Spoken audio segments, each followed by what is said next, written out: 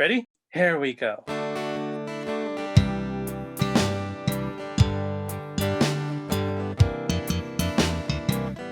Different points of view and highs and lows. A new perspective everywhere you go. Open up your mind, drown out the noise, and see if this connected.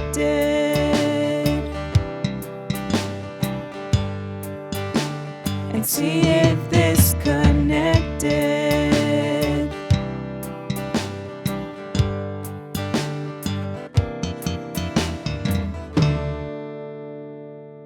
What's up, fam? The mission of this Connected podcast is to connect generations and situations about faith, life, and whatever comes along the way. To not necessarily agree, but be listened to. These conversations, of course, highlight the perspective of our various guests, and you are always welcome to agree or even disagree. But as always, we hope that it is done in charity. Now, here's your host, Catholic.Dad. Again, thanks, Tony, for that introduction. I can't ever get over a lot of the introductions that Tony does. He's such a cool guy, youth minister at St. Oscar Romero. Hey, friends, what I have today is a special treat. We are going to be talking to a friend of mine who I met actually virtually. We actually have never met in person. But I want to introduce to you a friend, a virtual friend who has become a real friend. His name is Marcus Jones. Now, Marcus Jones is a cradle Black Catholic who's born in Killeen, Texas, on May 4th, 1957. Yes, we are older than the usual people that we put on the podcast.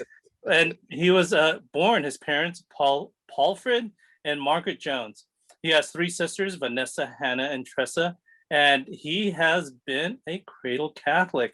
You know, I could go on and on with your bio here, Marcus. But you know what? I'm going to let you share your spiritual autobiography here. And I asked you to come on this show because there's just things that are going on within our society that I feel just requires someone who has lived a life as a Black man within, not just within our country and our society, but within our church. So let's have that conversation.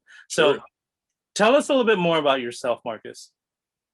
Well, Arnell, thank you for having me on. And this is an experience and a treat to be able to come on and talk to the community about being, like you said, being Black and then being Black and Catholic, because it's a rarity in the United States.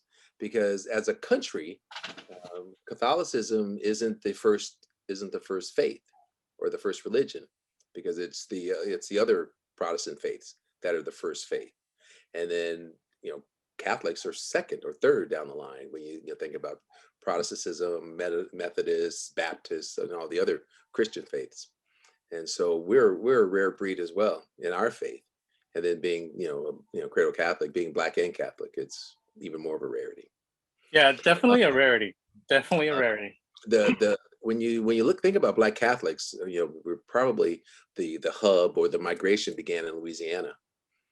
Because that's where a lot of the slave owners were allowing their slaves to be able to read the Bible and to become Catholic, compared to in Louisiana, compared to Alabama, Mississippi, Georgia, and so some of the other Mid-Atlantic, like the Carolinas, the Virginias. So it was a little more open and understanding of the slave owners in Louisiana. So that's why a lot of the Black people from Louisiana were cradle Catholic. Yeah, I was listening to someone who was speaking, all their lives, and including myself. When you go to Mass, you'll see Anglos, you'll see Hispanics, you'll see Asians, Filipinos mainly, and then when you'll see a trickle of Black Americans or Black Catholics, it's always you'll always see the heads turn, because it's such a rarity, and it's like, what are they lost? Yeah. Because you don't usually you'll think in your head you'll think, okay, well, they're Baptist or they're Methodist, but Exactly. not Catholic. But this friend I was listening to, when she said she went to Louisiana And she said when she walked into the parish, Oh yeah. she was the one that people looked at and said, is she lost? Yeah. Are you looking for something? Because everyone was Black.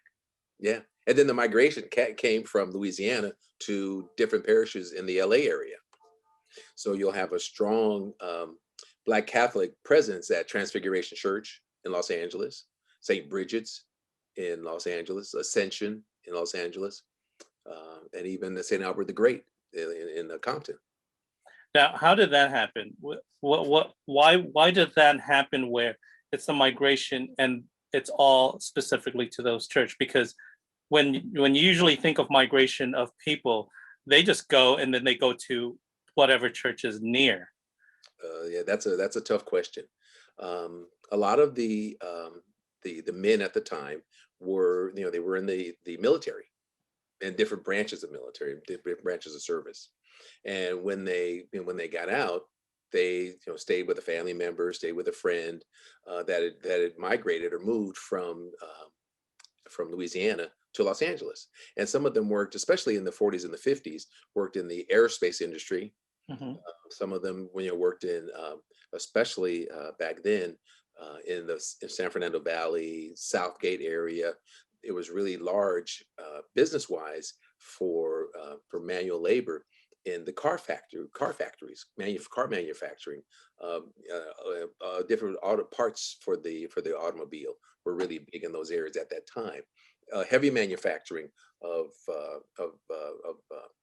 iron and steel, you'll see in different parts of Southgate, for example. You'll see that. And so a lot of Black guys, they moved, got a job, and then they went back to Louisiana, to marry a lady and then bring her back, and then from there started their family, because they were always Roman Catholic, and so began to looking for their parish. And then that's where everybody just followed, just like the immigration pattern of most immigrants is you go back home, you marry yourself, that woman, that girl, and you bring her entire family, and then the entire family follows. And then the brothers, the sisters, the cousins, it all followed. So for example, for us, my uncle was in the Navy. He got out, he went back to Louisiana. He worked for aerospace. He went back to Louisiana, married my aunt, brought her back to LA. They lived in 39th and Western, Transfiguration Parish. My dad was in the Army. He got out, he came out, stayed with my uncle for a couple of weeks, and they said, okay, this looks good. Look for college, look for a job, got a job, went back. There was no airplane, so it was driving, right? Or take the train. Went back to Louisiana, brought my mom, or they got married in Texas, but they brought my mom, brought me, and then the other brothers and sisters, they followed. The funny thing about the Jones family is my dad had 13 brothers and sisters. Wow. And the idea was for them to come to California, the land of milk and honey, make their fortune, and then go back to the farm. Go back to Louisiana. I mean, Texas. Yeah, Louisiana. Go back to Louisiana. Louisiana. Wow. But my dad and my uncle were like, we're not going back to the farm. That's actually the same story as I'm Filipino. That's literally the same story of Filipinos coming to America and making a lot of money and going back home, but they never do. But you don't want. Who wants to go back to the farm? Yeah, exactly. Even my aunts to this day, to this weekend, today's Monday, yesterday, one of my aunts called and said, well, when y'all coming back? And I was like, well, wait a minute, that was your brother. So no, yeah, because the Joneses were supposed to, in the small town where they grew up, we were supposed to all go back to either Breaux Bridge or Baton Rouge or Lafayette, or go back to Karen Crow, go back to those small towns. Yeah, and those counties are called parishes. Yes, it's a very Catholic. Oh yeah, very, very, very. So it's not a rarity. It was established, it was established by the French and the Spanish at that time. Now, knowing that, are those churches, well, not now, but back then, were those churches segregated? Or were they like churches now? Oh well, they were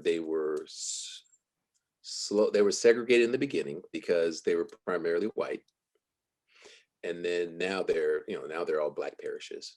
But it was very difficult. The school and the parish we went to initially, it was integrated. It was black and Hispanic primarily because that was a neighborhood. But then when we moved to Inglewood and when we moved to went to St. Eugene's Parish, oh no. So one thing, Oh no, you got to go Transfiguration. That's where you belong. that's where you belong. Ouch. But we wanted to sit in the front pew, and the ushers, tapped my dad on the shoulder and told him that we had to move to the back of the, they have the front section and the back section of church, and we had to move to the back section.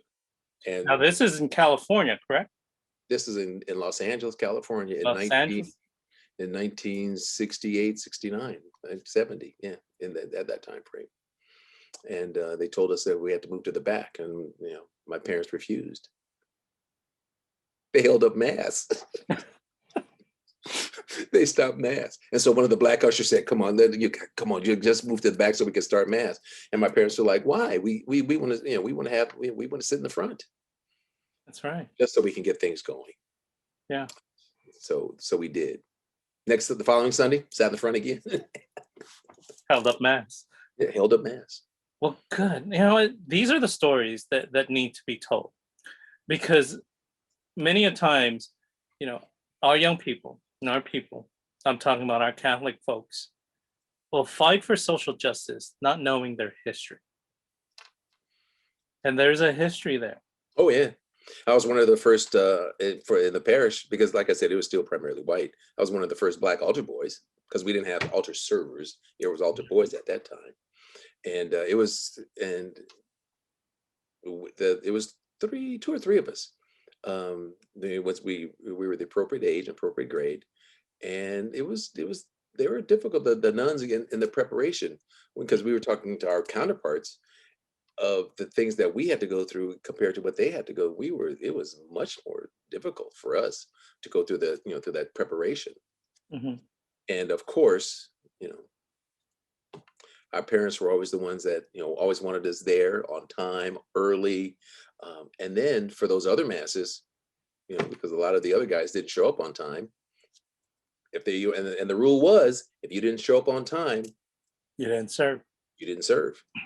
And so we were there to serve with Father McNulty. And Father McNulty was known, if you didn't pour enough wine or enough water, or you were slow on the hand washing, he wore cap-toe shoes. And, you got your foot stepped on. Oh, he would kick you in the shins. Mm. I was so scared. Fortunately, I never, because we would practice at home, so I never got kicked. But some of my counterparts, oh yeah, they got booted. Now, here's the thing. Going through what you went through, going through what your parents went through, knowing what your family went through, in the church, the place of God, why'd you stay? That's a very good question. Because it's not because of the people, it's because of the love of Jesus Christ and what Jesus went through. If they tell you to move, what's that compared to, the buffets and the spitting, the lies, the whippings, the crucifixion? Yeah. We can, and not even that, but even take that a step, forward for us as Black people in this country. We didn't make that voyage. Our ancestors made that voyage. It wasn't a cruise ship. They were chain laying face down or face up. Yeah. And half didn't make it. And then the ones that were sold into slavery, half of them didn't make it the first 6 months because of illness and sickness and the food, and they died. So only 25% of the ones that made it on the slave trade. 25% of us made it. So we're made of sterner stuff. So it's to believe in the Lord. That's why, that's why, a lot of the music that we have is so inspiring and so inspirational. It's difficult for us to sit in church and not be emotional and let the spirit out, Hmm. because the Lord has done such great things for us and provided us with, with such in beauty and such love for him, that you have to celebrate that. But So you you could just also, so but you you could just also say that these same slave owners used scripture to make an excuse for enslaving Black Americans. Oh, sure. Oh, yeah. And also the law of the land, Constitution, Yeah. Bill of Rights. That's why when you look at what's happening today, there's so much. I'll put it. I'll just take a step. There's a questioning why in 2021 is there no rule in the or law in the country that allows anyone to vote? Why is that we have to fight? You were born in this country. It should be a natural. Hmm. I'm not lost for the words right now, but it should be part of being born in this country for you to to be naturalized for you to be able to vote, Hmm. opposed to asking permission to vote. Yeah. We're born here just like the white guys are born here. So why do I need a law? Exactly. And so that's why it's important to be able to continue the fight. And it's not just and Arnell, it's not just for Black people. It's for everyone. That's right. For our Hispanic brothers and sisters, for our Asian brothers and sisters, for all of our other brothers and sisters of other multicultural, Korean and Vietnamese. It's for all of us. Right. Because the reason why people came, well, our ancestors didn't, but the reason why people came to this country is because of the opportunity. Like my parents came to California for that opportunity to a better life. And we're not looking to take anyone's place, or we just want our kids to go to a good school, just like everyone else's kids go to a good school. We want to share our faith just like everyone else shares our faith. And so when it's time for us to have the Posadas or Our Lady of Guadalupe, it's no problem. No one has any issues. When it's time for some Bangabi, no problem. We just do it. But if we want to have Black Catholic History Month in November, wait a minute. What's all this? Yeah. So then now you have to do all this explanation and give the history. Yeah. There's a lack of. And get it approved. Yeah.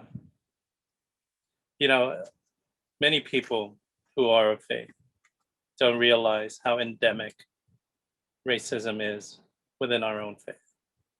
And that's not of God, but it's of man that we brought in. And it seems to be so hard for people to get that out of their hearts. Well, it's one of those things where when you look at the world, in who we are as Catholic. And you're doing a lot of it in your ministry work, and going through CMFP, you'll learn more. But this whole formation that Bishop Barnes was asking us as ministers in the Diocese of San Bernardino, we have to learn about our faith. We have to learn what it really means. And once we do that, we have a better understanding how to interact with one another. Mm-hmm. Because when Jesus was on this planet, he went to his people and he talked to his people. He talked to his Jewish people, and he was trying to get them to understand what salvation and what working together and loving one another, taking care of the poor. But the Jews didn't want to hear that message. So what did Jesus do? Jesus went to the people who would listen to that message. Mm-hmm. He went to the Gentiles. He went to the poor. He went to the needy.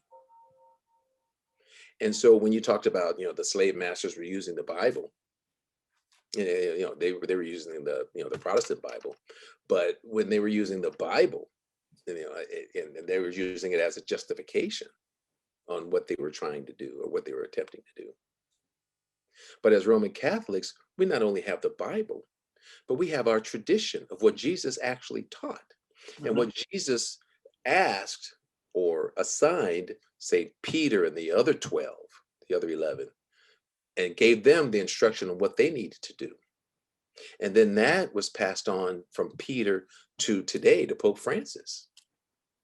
So we not only have the Bible and tradition, but we also have what we call the magisterium, but we also the office of the Pope that helps us understand or have attempt to have a better understanding of what to do in our faith. And so that's why hopefully we can grasp and talk to and have dialogue with one another, because we know who we are as a Catholic family. And we all, because Arnell, once we start talking, and once we start talking about faith, and once we start talking about Jesus Christ, it's like, whoa, wait a minute, we're all talking about the same thing. When you want to pray, we're all saying the same prayers, the basic prayers. We all say the same prayer. It may be in different languages, but it's the same prayer. We're praying to the same people. So why aren't we closer? And once we break down that barrier, it's like, oh, dude, now we're together. We just have to be able to, see how we can take these pieces and put them together. But but we have the design. We have the great design. It's already given to us by Jesus. We just have to follow it. That's right. I really admire the strength that you have. Because most people who would go through what you went through what your people went through, would say, well, yeah, I would never be Catholic. Reading the history of future Black saints and what they had gone through, and just reading that short book, you wonder, why would they continue to want to be in a church that does not want them? And I had to give a talk to the deacons, and one of the deacons' wives pretty much said the same thing. And I told her, I used the saying that Doc Rivers used. I'm trying to love this country, but the country's not loving me back. But, and I'm not going to use her name, or I'm not going to use her ethnicity, but there's a crazy woman that's kind of like my spiritual director. And this crazy woman has gone through a lot of things in her life, and she has been guiding me, along on this spiritual path. And you look at the things that have happened to this crazy person. It's like, but why do you keep going on? And over, this crazy person said, it's not because of the people, Marcus. It's because of my faith. It's because of my belief in Jesus Christ. And Arnell, we don't say that enough. We always say, well, you know what? Let's have a good day. Oh, this happened because I just lucked into it. No, you didn't luck into it. It's by the grace of Jesus Christ, the love of his mother who's behind me. Right. Those are our guides.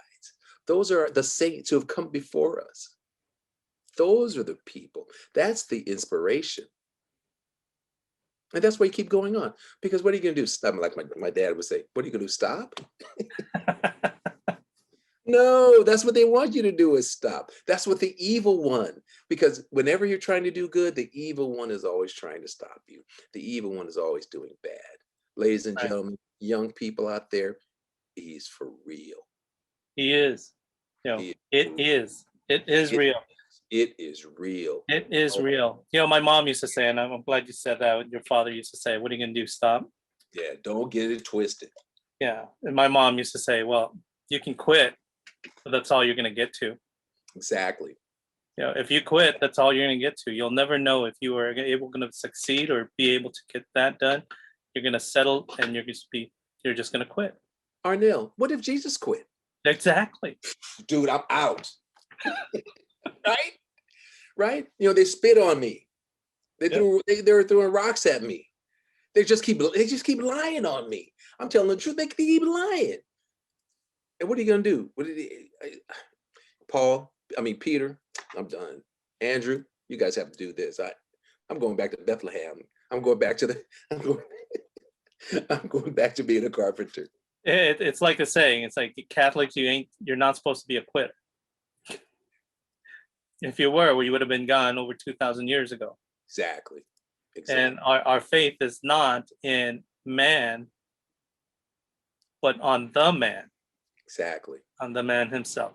Now, I asked you earlier before we started the podcast, what was your preference? Black American, a black man, or an African American man? And you said, I'm black. He's black. And say it loud. Say it loud. Now, why do you think that is? Why do you prefer being called black instead of just an African American?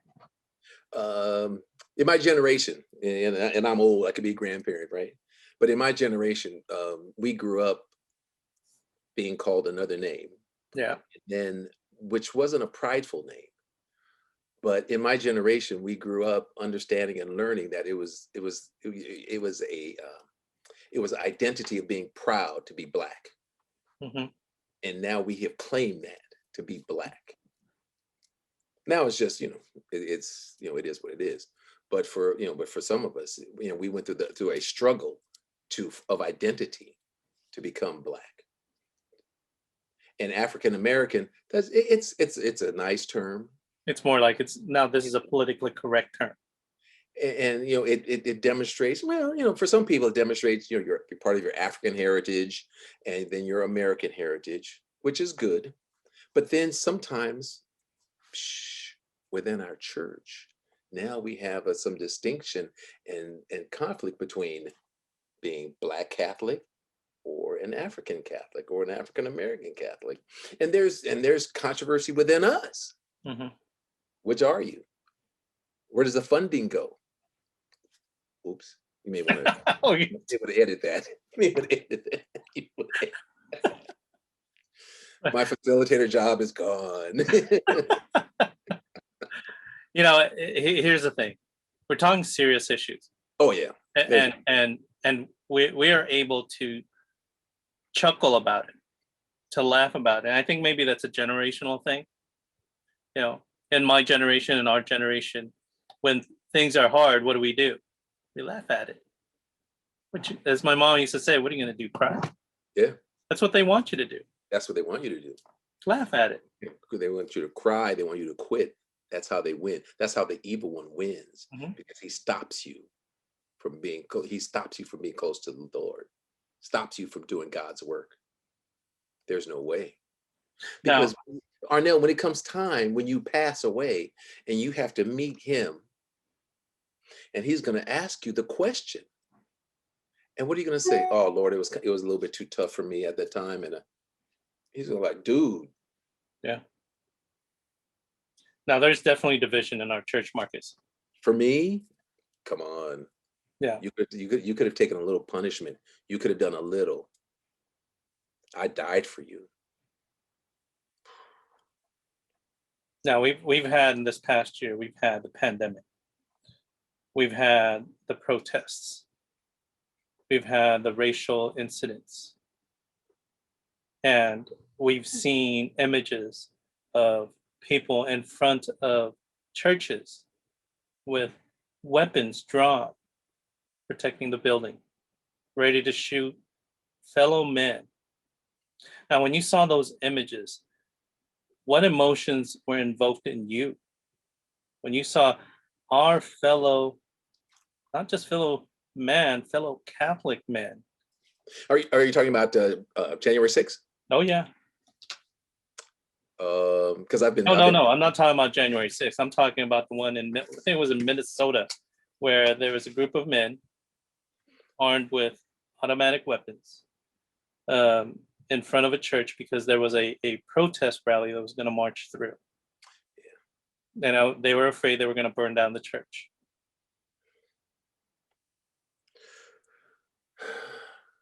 How can I put it delicately? I can't.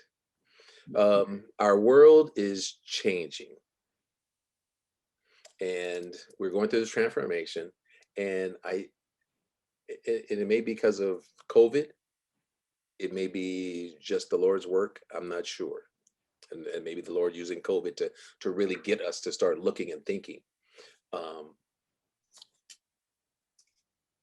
But we have, as a world, as a country, the Lord is forcing us or inspiring us through the Holy Spirit to figure out a way how we're going to live together. Because this separation based on race does not work. It worked for the first 200 years of this country, 250 years of the country, but it cannot work anymore now.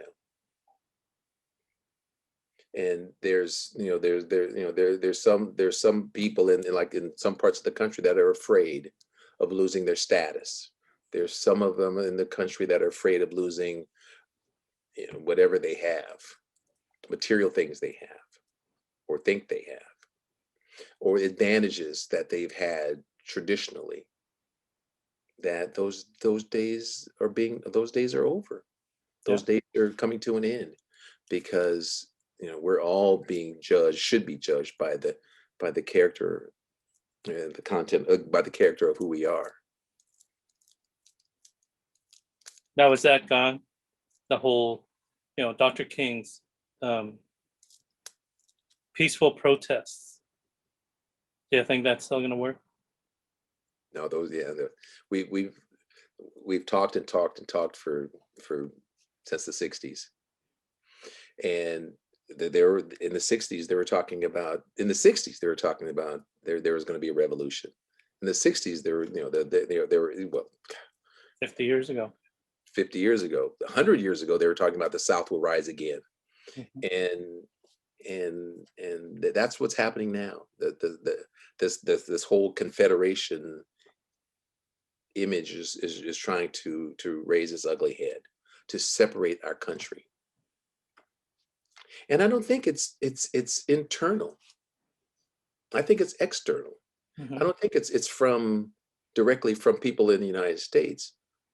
From my perspective, I think it's the influence of communism from the Russians, from Vladimir Putin, explaining and dictating to, at the time, President Trump on what he needs to do or what he should do to maintain power, and trying to change our political structure in the United States. Instead of being a republic or a republic democracy, but to me, an authoritarian type of political system. Exactly. So instead of being ruled by what's written in the Constitution, by the triumvirate, but by one person. Mm-hmm. That's not why people came to this country. The ones that came, they like the idea of a government for the people, and that's why they left the autocracy, because it's not fair. They didn't have a chance. Now, do you think there's such division within our country that has started to, well, it's always been trickled into the church, and you see that within the church itself, within some priests, this priest and then that priest, and I was just talking to someone when a specific priest made a statement against the bishop, and I was asked, what's your thoughts on that? And I shared my thoughts on that, and they weren't satisfied because it wasn't what they wanted to hear. It's not what they wanted to hear. What are your thoughts on the opposing attitudes of this very conservative Catholics and this very liberal Catholic? And all I'm saying is, why don't you guys dialogue? I mean, # dialogue. Let's talk. Yeah, it's tough, because there's some of us that are looking at the Catholic faith and are going back to pre-Vatican II. They want to bring back the altar rails, priests facing the other way. That's not coming back. But but some of us, they like that, that type of church. They like that Mhm. authoritarian type church. I just don't think that it's an either or. That's always people who are saying, well, it's this way, it's this way, it's this way, it's this way. The church is huge. There's room for that. Well, and Both then ends. oh yeah, and the other thing about that is, you know what? If you're at a parish and those things are happening, and you don't like Good for the you. thing, you don't have to stay at that church. There's other parishes. That's the great thing about the Catholic faith. I keep telling everyone, oh, Marcus, all these things, I just, this is just so bad, and the pedophile priest and blah blah blah. And I said, are you in it because of the the social, or are you in it because of your faith and your belief in Jesus Christ? Well, yeah. And I said, look, if you're not happy with this church, go to another Catholic church. Still believe in God. Don't leave your faith. Just leave the church, because it's just that guy. Our former priest used to crack up. Father Brendan used to say the only thing more. What does he say? He says there's a lot of golf courses in the Inland Empire. The only thing more than these golf courses in the Inland Empire are Catholic churches. Yep. So you can see one down the street from each other. Oh yeah. So it's find the one that fits you. Find the one that fits you. Yeah. If you don't like this one, go to the other one. Absolutely. Just don't leave the faith. That's my thing. Don't leave the faith. Don't go to don't go to Harvest or one of the other small Baptist churches. Yeah, don't do that, because that's a whole total conversion thing that you've got to go through. Keep your faith, your love in Jesus Christ. Keep the prayers. Keep your sacraments. Mm-hmm. How did your parents keep you? Oh man, I went through Catholic elementary school, Catholic high school.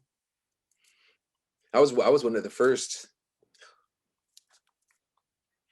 So everyone thinks now that receiving communion in the hand is like, but back in the day, like in the 70s, that was brand new. Yeah. So at the high school, we were learning to do that, right? And so then when I went to mass with my family, and I extended my hand to receive communion, and Father wasn't ready, he pulled away, and he looked at my parents, and my parents nodded, and he just shook his head and said no. So I was one of the first ones to to receive communion in the hand. It was on the tongue or nothing. Kneeling at the rail. Kneeling at the rail. And so I did that, and then when I left and went to college, I went to school in Oregon, and that's when I drifted, because I met people from all over the world in college. And then I could take any class I want. So I'm learning all about all these different religions of the world, and comparing them, and talking to I'll never forget talking to some Jewish friends on one side, Palestinian friends on the other side, and talking about the things that are going on in their country, and into late hours of the night, and arguing about what each other's doing to one another. And Arnell, I said, well, wait a minute. Let's talk about what your needs are, or what you think will fix it. Let's talk. We fixed it. And I'm wondering, how is it that these smarter people, the diplomats, couldn't do it?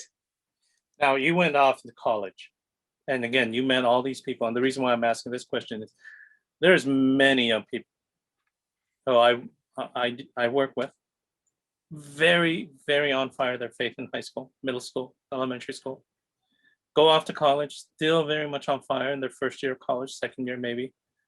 By third year, they're immersed in this college life and come back new, different, now going to mass. Oh yeah. No, I understand it now. Now, what do you have to say to these young people? Because you went to college, Oregon, Oregon right now is Oregon. Different place. It's a different place. Or how about this? How do you maintain your faith? Well, not even that. So I went away to college, right? The first semester I came back, I'm hanging out with all the guys from high school and family members. And they said, why are you talking that way? And I'm like, talking what way? And I hope I don't offend anyone, but they said, you're talking white, or you sound white.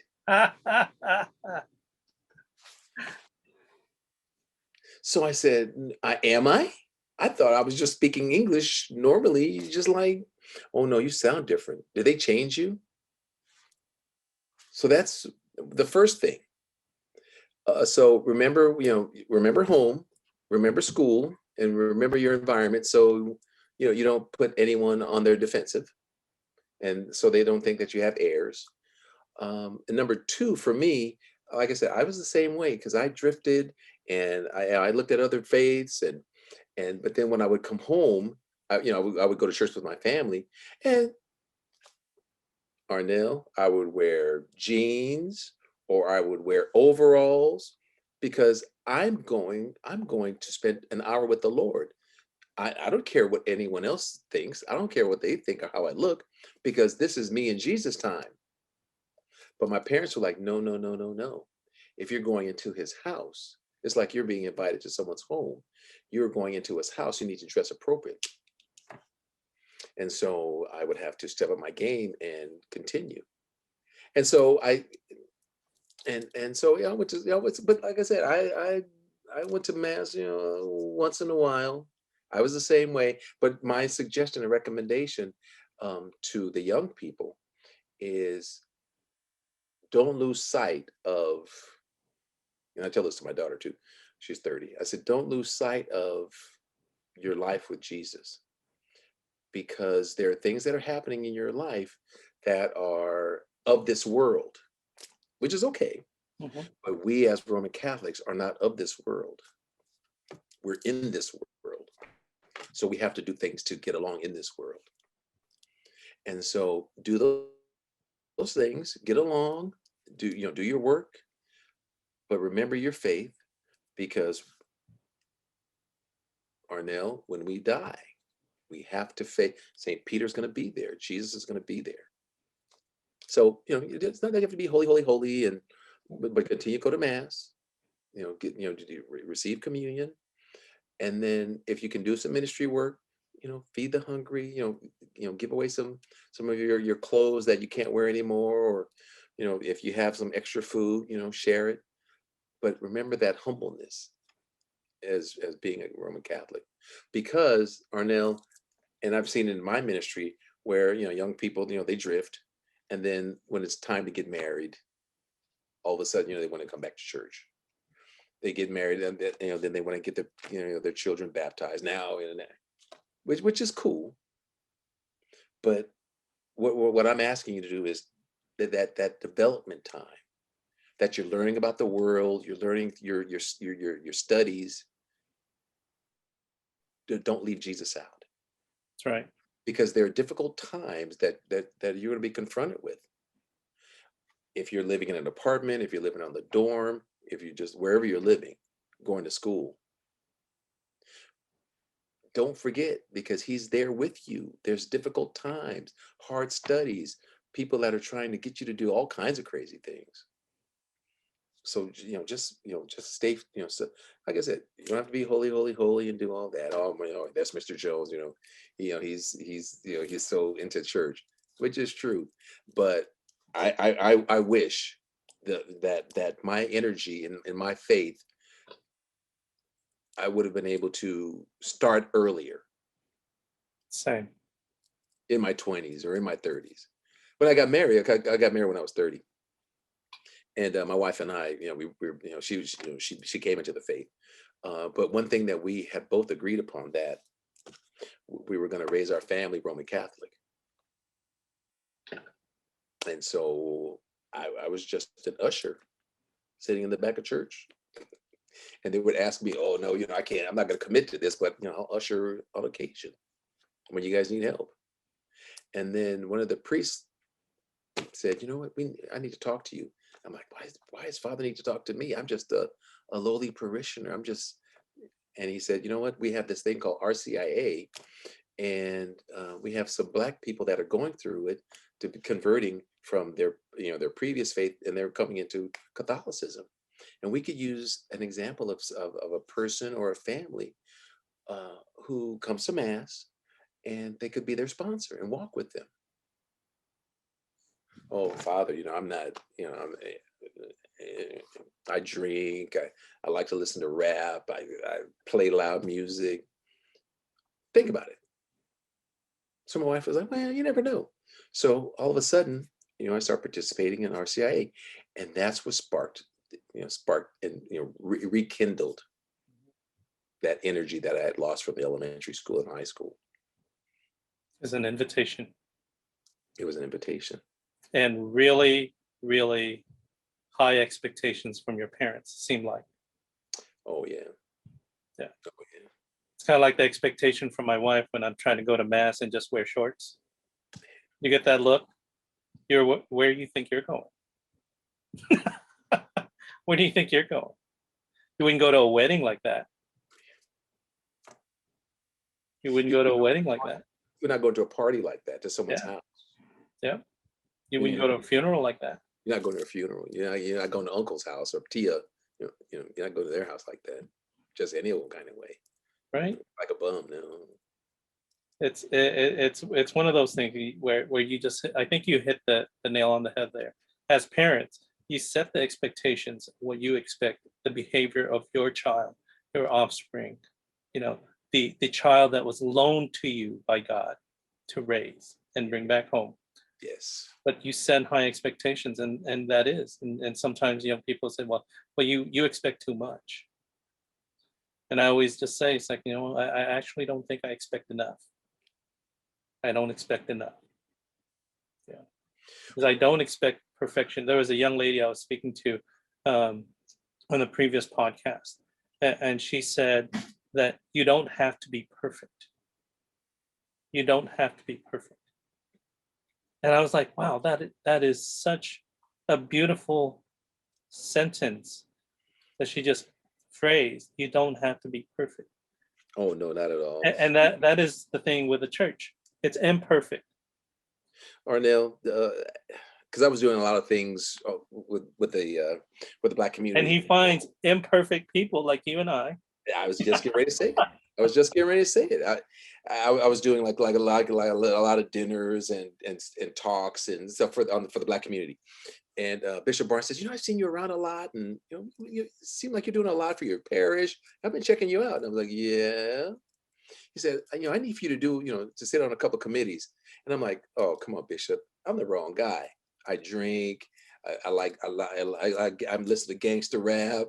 I play my music loud. He said, and then he laughed. He put his arm around me. And he said, what's the difference between you and the apostles? He said, they were fishermen. What do you think fishermen were at that time? They were nasty, smelly, rude. They're always heading to Emmaus. Yes, we are. Yes, we are. You know what happens in Emmaus stays in Emmaus. That's right. That's right. Because we're trying to find that conversion. Yeah. And for the young people that are out there, it's like, oh, Mr. Jones, that's just for you old people. Yeah. I said, but think about it in terms of preparation, because you're going to be old one day. Yeah. Like Mr. Jones.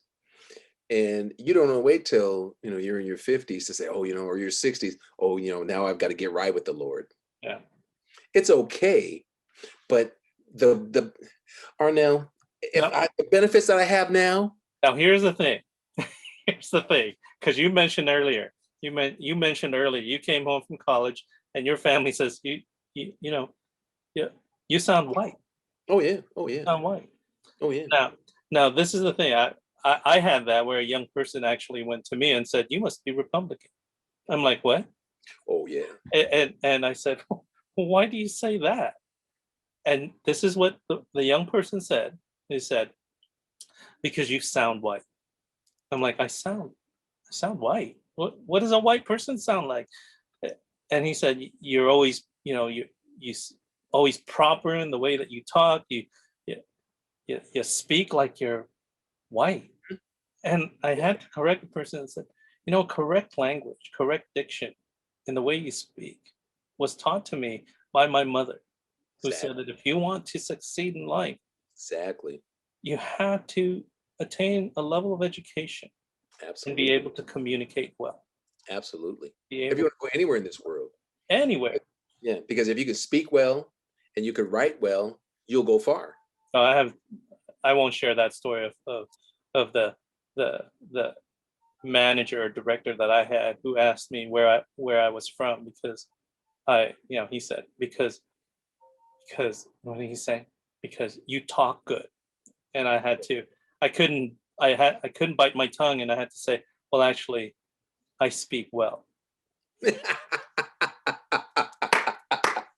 And That's a good one. yeah, Or when you speak with people on the phone, for I'm even to this day when I'm trying to get speakers to come to the parish to speak, and they finally meet you, yes, and then they say, but you're Black.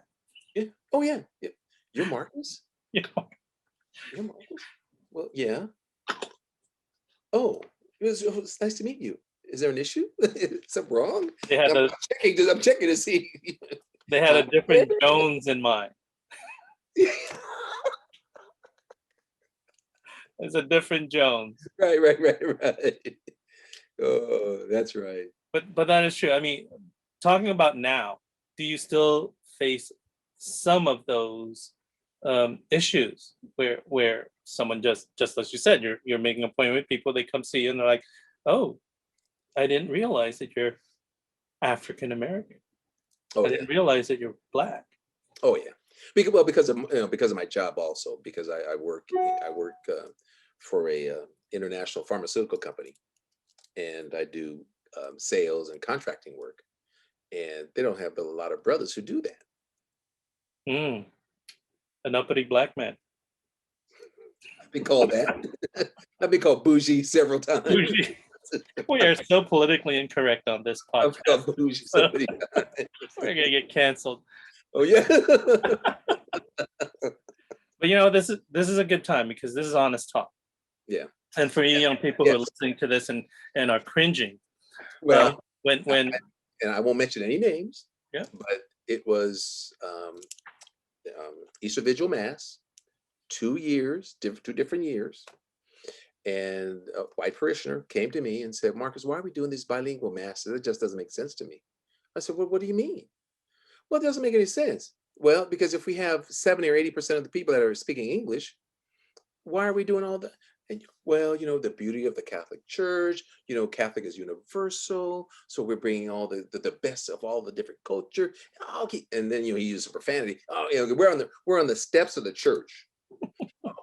Cut that crap. I don't need to hear that. He said, tell me the truth. I said, well, that's what's real. We're taking the best of our faith and we're presenting it to God. That's what we're doing. And he just walked away. And then another person did it, 2 years later, asking about bilingual masses. I'm like, well, it's the beauty of our church, the beauty of our faith, that we're all in there together, praying different languages. Mm-hmm. Right. I think kind of like Pentecost, right?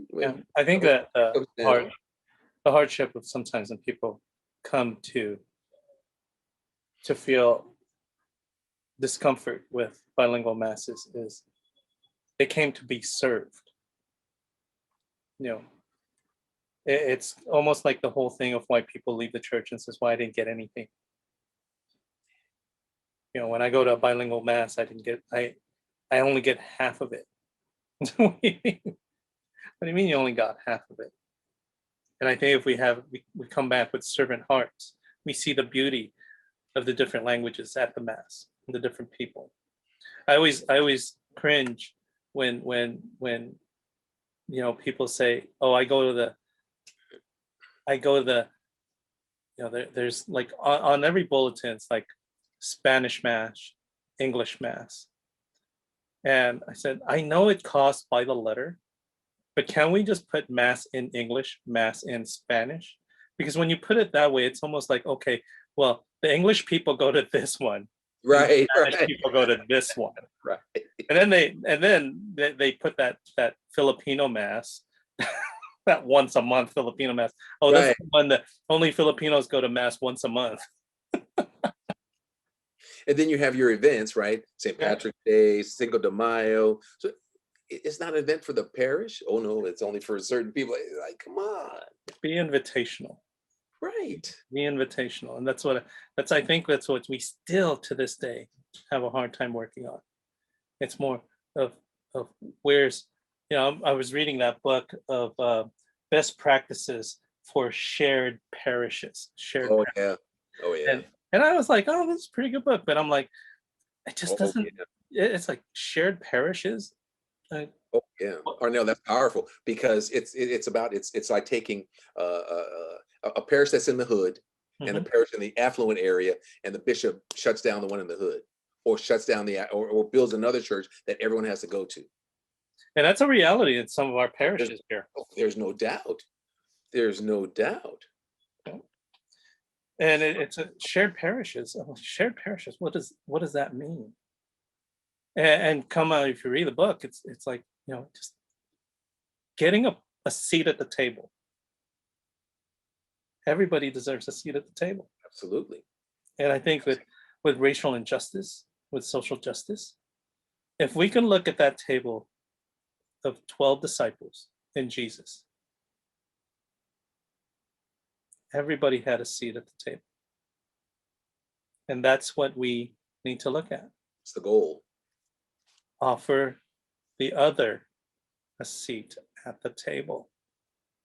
And if you have to rise and offer your seat, isn't that what Jesus asked us to do? Absolutely. Absolutely. And that's the thing that we have to continue to learn. And that's when I talk about the whole thing about formation, is that we have to receive that extra education, because we're going through school and we learn things for our job. We learn things through elementary, high school, technical school, whatever, to get a job. But we stop learning about our faith because it's not going to get us a job Mhm. but it's getting you to heaven. That's right. Even though if you can't put your finger and say, well, I know heaven is this, it's not transactional. We don't have a transactional relationship. That's what other faiths do. If you do this, I'll do that. No, no, no, no, no, no, no. Now I want to go back to something because it just popped into my head. Sure. Because you just in your bio, in your spiritual autobiography, which I think we should publish that so we can read it. Maybe I'll post it now that you sent it to me. No, don't. But but you grew up in Texas. You grew up in Texas. No, I was born in Texas. I grew up in Inglewood. Oh, you were born in Texas. Your parents grew up in Texas. My Or- parents grew up in Louisiana. And what was it? Oh, but you were born in Texas. Was that on the way?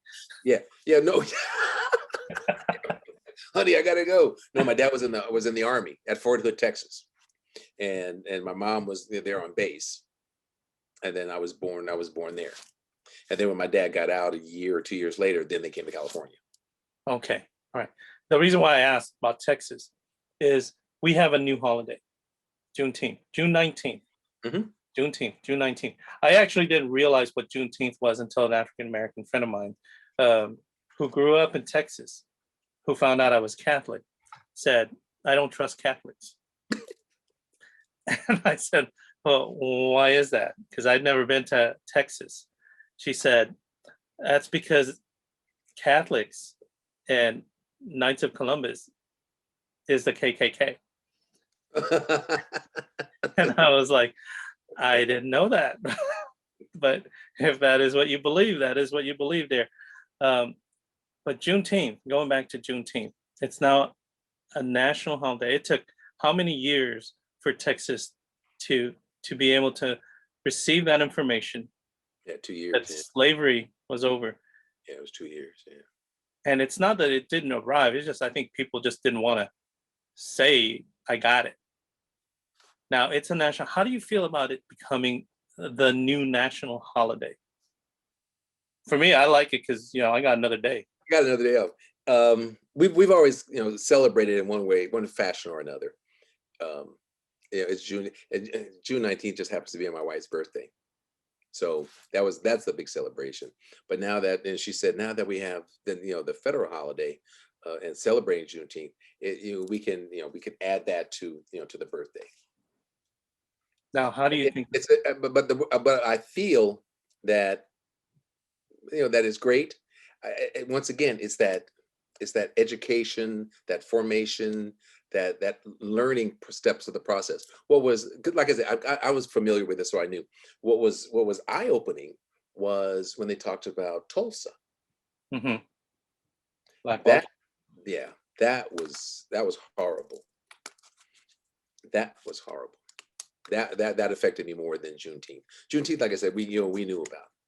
But Yeah. and once again, it's great because it's a celebration of the country, the United States, beginning to acknowledge the big wrong in our country. And the big wrong was slavery. Yeah. There's a great Sister Josephine Garrett posted an image of this plantation in Louisiana. I can believe it's a Whitney plantation. And, I'm determined to go there as a pilgrimage one day, because one of the things, the way that it's set up, and I believe it's one of those, again, educational.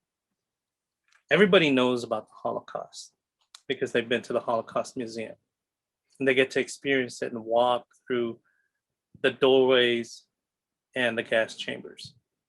But I think if people got to experience and see what it's like on a plantation, to be chained, to be whipped, to see these heads on poles because they're being made examples of.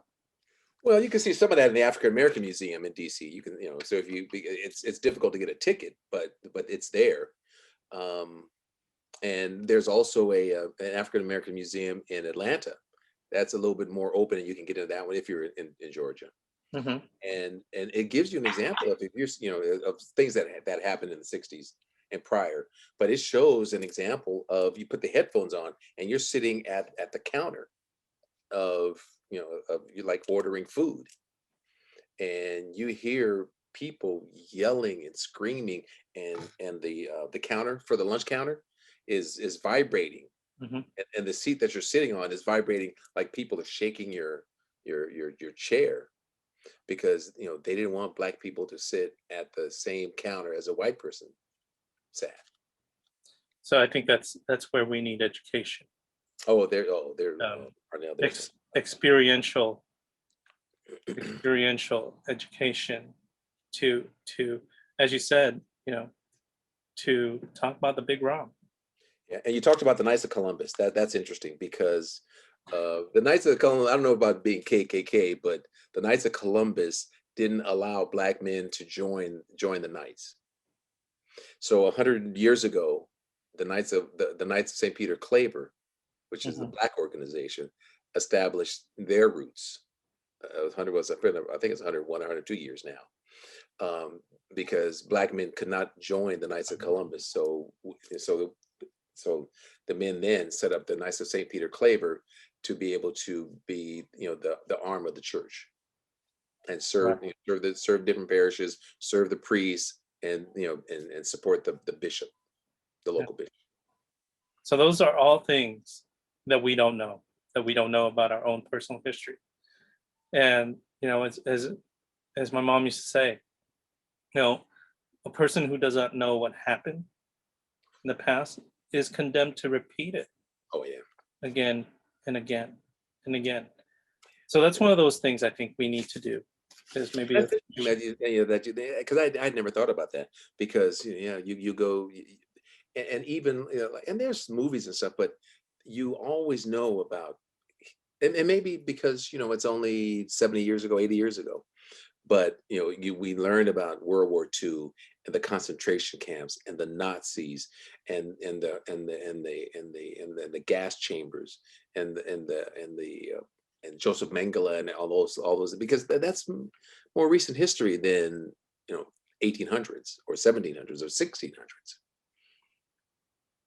And so that's kind of out of sight, out of mind. But for some families, who've been able to trace their ancestry back to slavery, like we have, we know who that slave master was.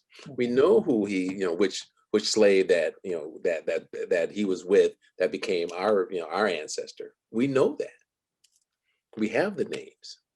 Wow. And so we're just thankful. And once again, it strengthens our faith, because we through the decades, the 2 centuries, we've been able as a family to survive.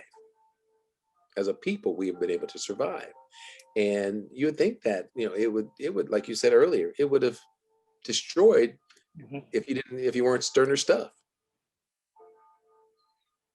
But it's faith in your Lord, your God.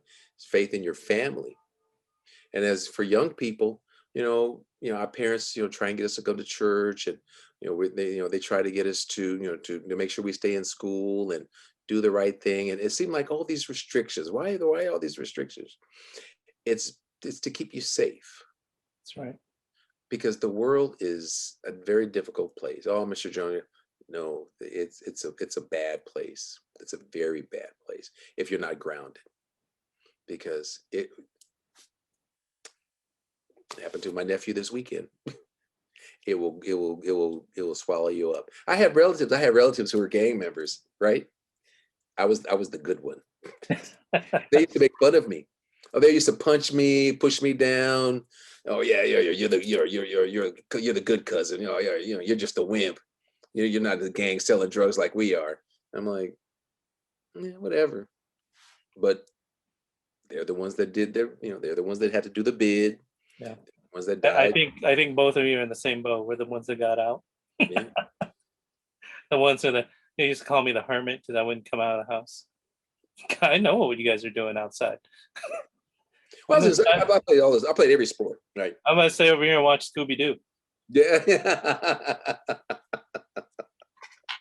Yeah, we've been there. We've been through that life. So, Marcus, what ministries are you actively participating in now? Parish-wide, pastoral council. I'm a reader. I am a sacristan, extraordinary minister. Help out with ushers if they need help, but I try not to, because I shouldn't really, mix the two. Keep that separate. That's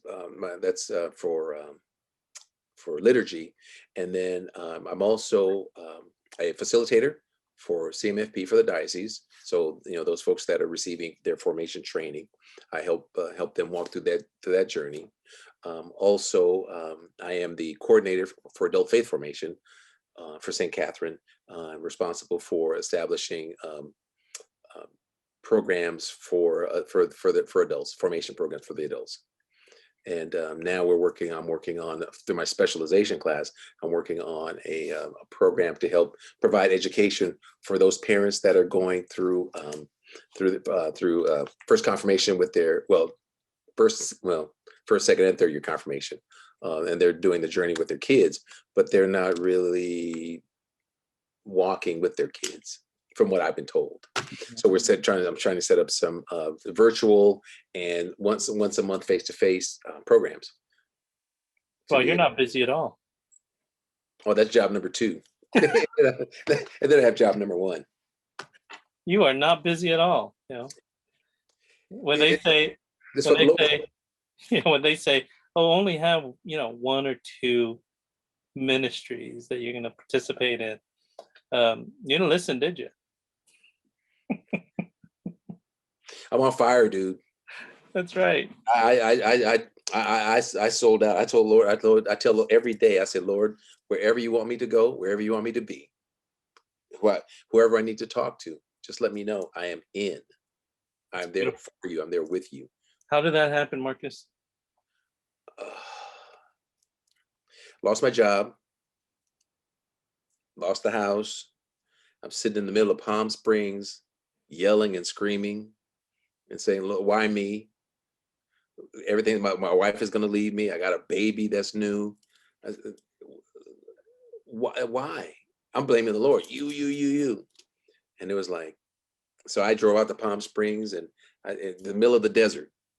I said, well, you went to the desert. I'm going to the desert. You spent 40 days. I'll see if I can spend 40 minutes. And I was just crying and praying, and I drove back to the house, and I had a couple of phone calls, and it was for recruiters, and I got a new job. And I said, wait a minute.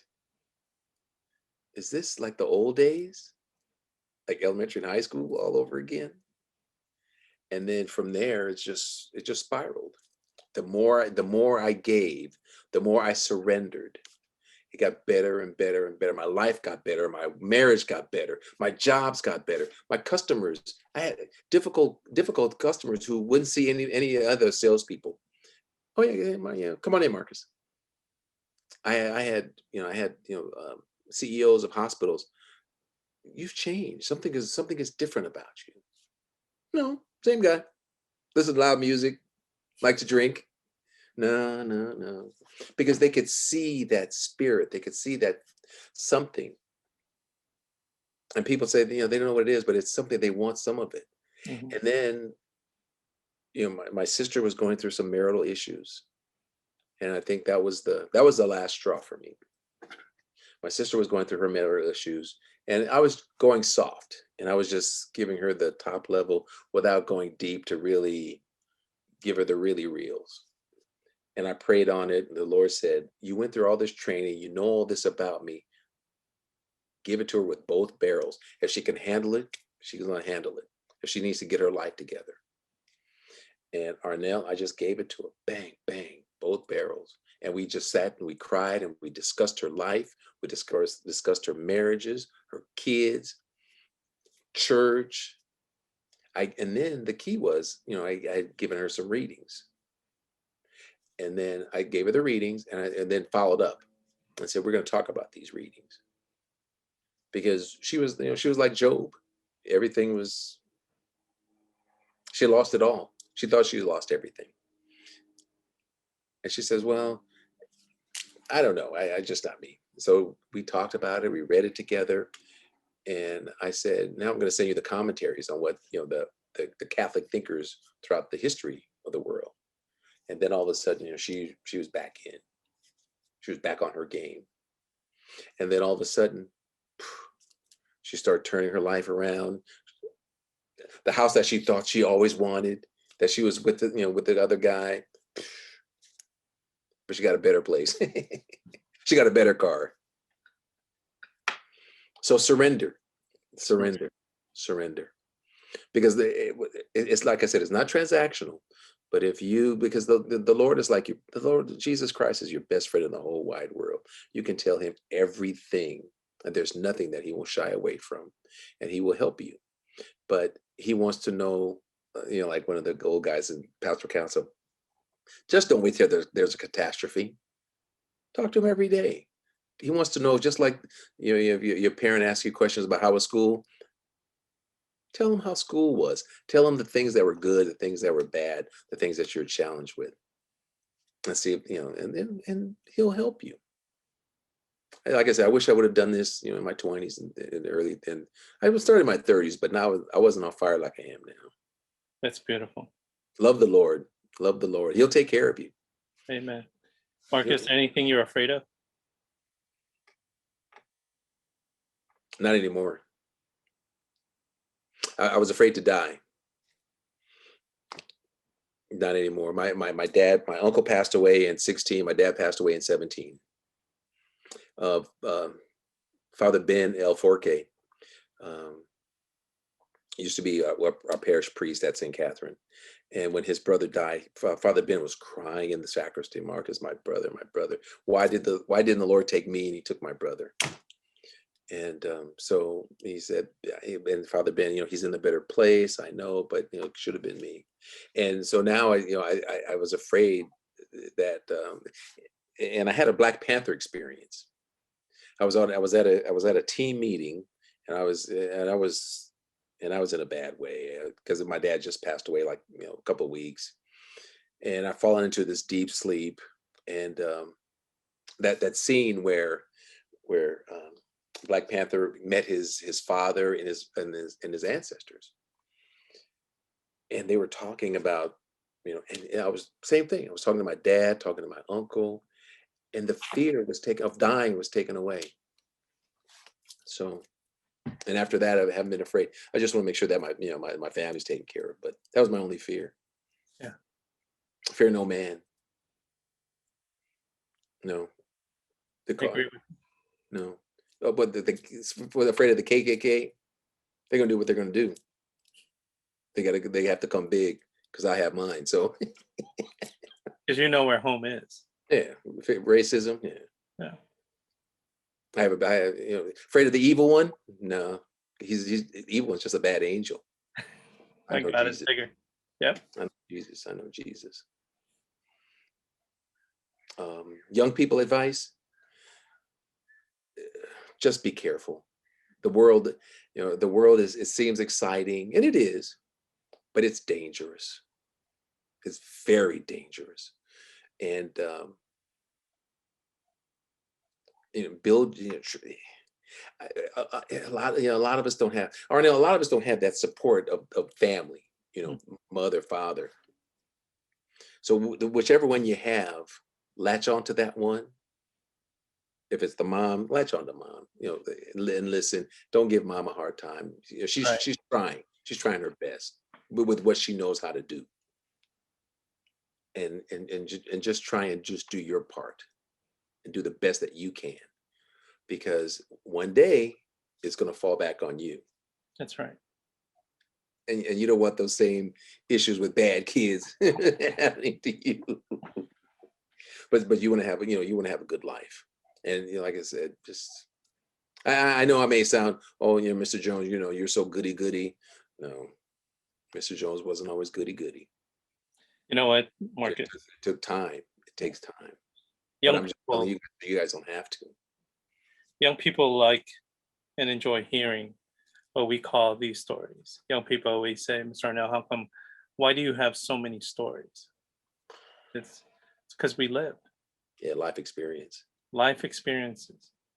But the thing is, we want to share these life experiences with you so that you don't have to make that same mistake and live a life fruitful and joyful, full of happiness, not pleasure, full of happiness and pleasure. Because I think every father out there wants to be like the father who loves their child more than they love themselves. Yeah. Who wants to ensure that their children don't suffer. And I think that's what our God, Father God, that's why he puts people like you, Marcus, in the midst of others, is so that that man can witness. That man can share his story. That man can, if you can turn one person with the words that you shared, you did God's bill. You did God's bidding. You did his work. Absolutely. Because Arnell, I don't know, I would say how many, but I know how many guys I know that got picked up by LAPD back in the day, chokehold. They took them down. By the time they went from first floor up to the jail cell, they were dead. Mm-hmm. I don't know how many guys OD'd, running down the street naked because they OD'd. Why? Try not to. Yeah. Try not to. Yeah. And if you can be the hands and feet of the Lord, yeah, that's what you're supposed to be. Yeah. That's what we are all called to be. If you have an issue, question, call me. I'll be Mr. Goody Good, and I'll tell you all the good stuff. So I'll on that note, I'll tell you the really real too if you want to hear it. But yeah. So on that note, Marcus, because we're going on over an hour here, we actually want people to, make their appointments. Oh my goodness, 6:15. Yeah, my Right? rosary starts pretty soon. Rosary starts at half an hour. Because I even looked at the clock. He has a rosary to do. Yeah, 6:45. But Marcus, our listeners out there, I'm inspired by you. And I know our listeners out there can be inspired by the words that you share. How can they reach you? Call me on the email. Well, it all depends on how do you want to handle it. Do you want them to have direct access to me, or do you want them to? Do you do social media? Do you know like these young people use Instagram? Are you one of those? No, he's not, folks. I'm sorry, he does not do Instagram. So probably at your parish. All depends how you want to handle it. Do you want? It would be great to be able to use you as a. Oh, but they may not want to talk to you directly, or No. So what we could do is we could send people, if you're interested in contact Marcus, maybe contact his parish, ask him myself. how to get his email. Yeah. That's because Send my him- sales in the bulletin. Yeah. Been in the bulletin for years. There you go. Yeah. Reach out. Learn a little bit more about the faith, his Yeah, call me on experience. myself. On myself, 909-241-7485. He put it out there. Yeah, I'm an open book. Yeah, I'm an open book. Here you I had homeless people calling me. They need food or lodging or something. Like, why are you calling me? Well, we saw your name on the bulletin. I said, call St. Vincent de Paul. Oh, we didn't know who to call. go. And you're that resource. Yeah. I get that as well. Someone will call you, says, "Hey, can you give me the information? I feel like the information center. Can you give me the phone number for this?" Like, You know what? If that's what the Lord wants me to be for you, that's what I'll do. exactly. Whatever role I can play, Arnell, whatever role to play to help that person. Exactly. Because that's maybe the thing that they need. That's right. Hey, I'm wearing the shirt, and it says "Living with Hope." Living with hope. I got this from Edgardo from the Ministry for Young Catholics. Living with hope, and I think that's what we're doing. Yeah. That's what we're doing. We have the faith. Oh, And there's we're living with hope. And if you have faith and you have hope, then eventually you'll have that promised love that is eternally in heaven. absolutely. So Yeah. those are, Salvation, ladies and gentlemen. that's right. Okay, Mr. Marcus, any parting words for our listeners? The thing I can say to all the young people out there, young and old, pray. Number one, if you feel uncomfortable, asking the Lord Jesus Christ for guidance, ask his mother. It's just like talking to a mom, and she will advocate for you. If you don't feel like that, then you pray to a relative, because a relative is in heaven with the Lord, Amen. and that relative will be able to speak to the Lord on your behalf, pray for you on your behalf, and get involved. Do something. Keep your sacraments up. If you're going away to college and you're building your brand, be able to. The reason that you're going to college, the reason you're getting that education is for a reason. It's for you, but you have the ones that are behind you who are looking, and you're the example for them. So you want to be the shining example for them. That's right.